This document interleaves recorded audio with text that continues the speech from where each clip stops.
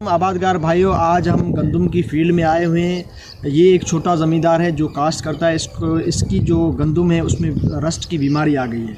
अब ये रस्ट की बीमारी क्यों आई है, पहले हम ये देखेंगे। इस आबादगार का कहना है कि मेरी गंदम में कभी भी रस्ट की बीमारी या ये बीमारी नहीं आई है। इस बीमारी के यहाँ हम जब फील्ड पे आए हैं, हमने देखा है तो इस बीमारी का जो मेन रीज़न है या इस फील्ड में आने का, वो उसकी साइड एरिया में जो ज़मींदार है उसकी गंदम में जो रस्ट की बीमारी लगी है। अगर आपको हम करीब करके दिखाएंगे तो ये इसकी टोटली जो है वो अफेक्टेड हो गई है। लेकिन इस आबादगार ने क्या किया है कि इसने स्प्रे नहीं किया।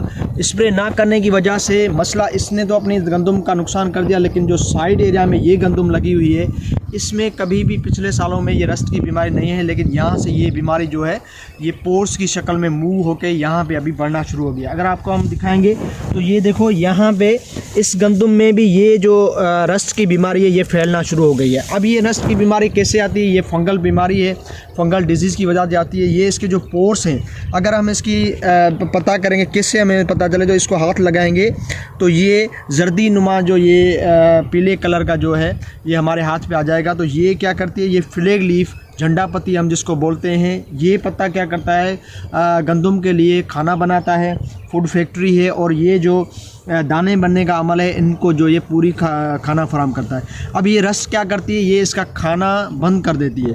ये पोर्स आहिस्ता आहिस्ता इस पत्ते को, जैसे अभी आपको नज़र आ रहा है, ख़त्म कर दिया है, तो ये आहिस्ता आहिस्ता बढ़ती जाएगी। अगर हम इस पर स्प्रे नहीं करेंगे, इसको कंट्रोल नहीं करेंगे, तो इससे क्या होगा कि ये हमारी गंदम के पूरे जो फ्लैग लीफ है ये ख़त्म हो जाएंगे। फिर दाने हमारे कमज़ोर हो जाएंगे, उनकी साइज़ नहीं बढ़ेगी। इसलिए इसको स्प्रे करना लाजमी है।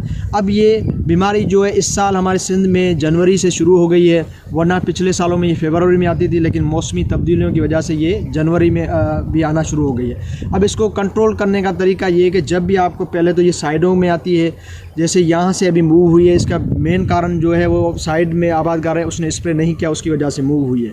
तो इसको कंट्रोल करने के लिए ये है कि आप प्रोपिकोनाज़ोल टिल्ट जो है बायर का, सजंटा कंपनी की प्रोडक्ट, ये बहुत अच्छी प्रोडक्ट है। इसके अलावा नेटिवो बायर कंपनी की जो प्रोडक्ट है ये भी बहुत अच्छी प्रोडक्ट है। हम प्रोडक्ट नाम इसलिए लेते हैं कि ये आबादगारों ने लगाई हुई हैं और इनके रिज़ल्ट बेस्ट रिज़ल्ट आए।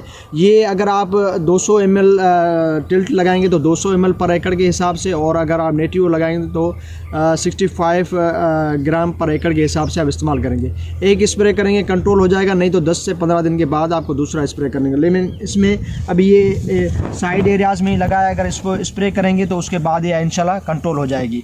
तो आप ये कोशिश करें कि जब भी आपकी जो गंदम लगी है उसको आप चेक करते रहें, उसकी मॉनिटरिंग करते रहें, और साइड एरिया में देखा करें कि अगर उसमें ज़्यादा कोई मसला हुआ पड़ा है तो आपकी उसमें भी मूव हो सकता है। तो आप ये अगर इसको स्प्रे करेंगे इंशाल्लाह तो आपकी जो गंदम है ये अच्छी पैदावार देगी। बहुत शुक्रिया।